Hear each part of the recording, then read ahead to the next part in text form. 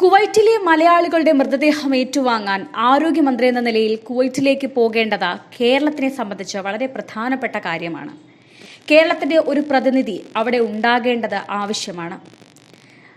പ്രവാസികൾ തന്നെയാണ് കേരളത്തിന്റെ നട്ടെല്ലും ജീവനും. അതുകൊണ്ട് തന്നെയാണ് ഒരു ദുരന്തം നടന്ന ഉടൻ തന്നെ വീണ ജോർജ് ആ ദുരന്തമുഖത്തേക്ക് ഓടിയെത്താൻ ശ്രമിച്ചത്.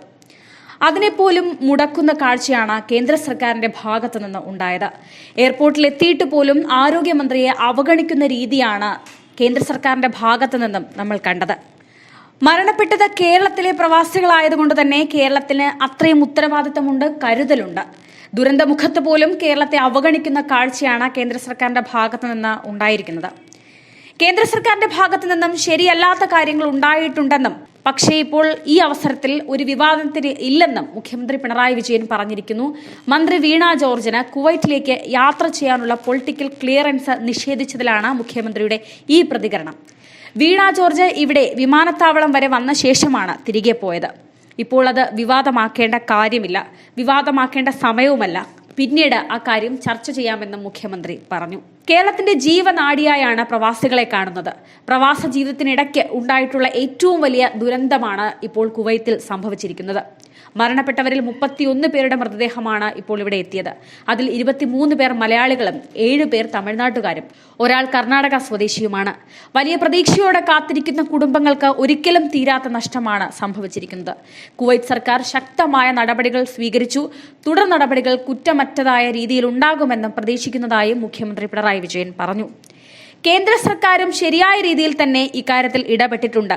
വിദേശകാര്യ സഹമന്ത്രി അവിടെ പോവുകയും പ്രവർത്തനങ്ങൾ വലിയ രീതിയിൽ ഏകോപിപ്പിക്കുകയും ചെയ്തു.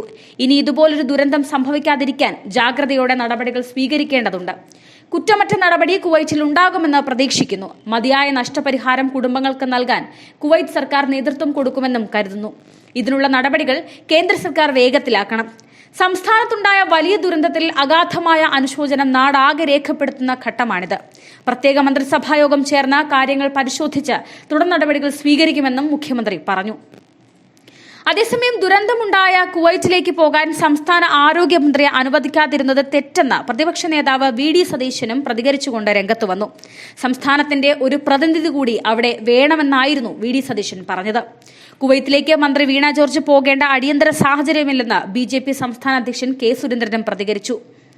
വിവാദം അനാവശ്യമാണെന്നും ഏകോപനത്തിന് യാതൊരു കുറവും ഉണ്ടായിട്ടില്ലെന്നും സുരേന്ദ്രൻ പറഞ്ഞു. ആരോഗ്യമന്ത്രിക്ക് യാത്രാനുമതി നിഷേധിച്ചതിൽ വിവാദമുണ്ടാക്കേണ്ടതില്ലെന്ന് കേന്ദ്രമന്ത്രി സുരേഷ് ഗോപിയും പറഞ്ഞു. സംസ്ഥാനത്തിന് ചെയ്യാനാകുക ഫെഡറലിസത്തിന് അകത്തുനിന്നുള്ള കാര്യങ്ങളാണെന്നും സുരേഷ് ഗോപി പറഞ്ഞു.